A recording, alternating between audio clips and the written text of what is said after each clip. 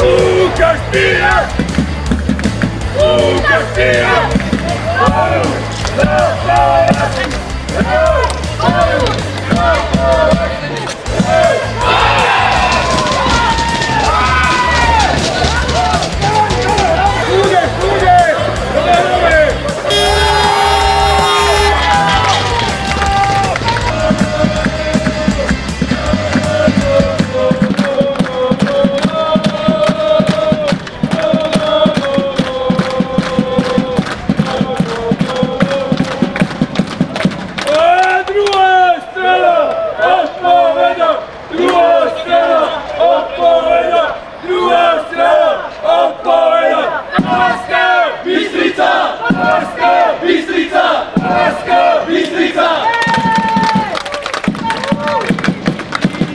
Ako by ste to zhodnotili, ten dnešný duel? Veľmi dobrý zápas, bojovný od prvej minúty do poslednej.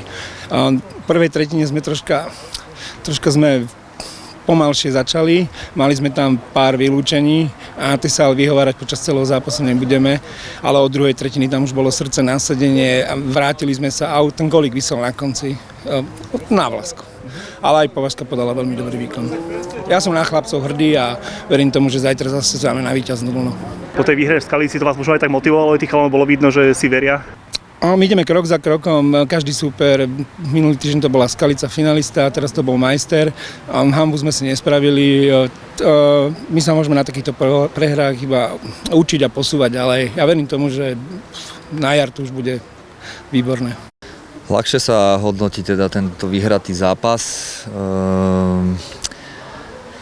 Možno do toho gólu, čo sme dostali na 2-1, bolo to aj s menšími chybičkami, ale zase na môj vkus nemôžeme dostať 2 minúty do konca, či 3 minúty do konca gól na 2-1.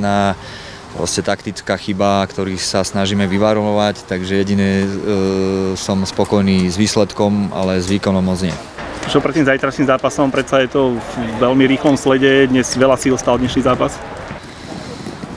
Ako som už spomínal, všetci sú fyzicky pripravení, čiže zajtra je zápas, pripravíme sa na to takisto ako na iné zápasy, pondelok nás čaká tréning, takže chalani sú na tom fyzicky dobre, takže to zvládnu určite.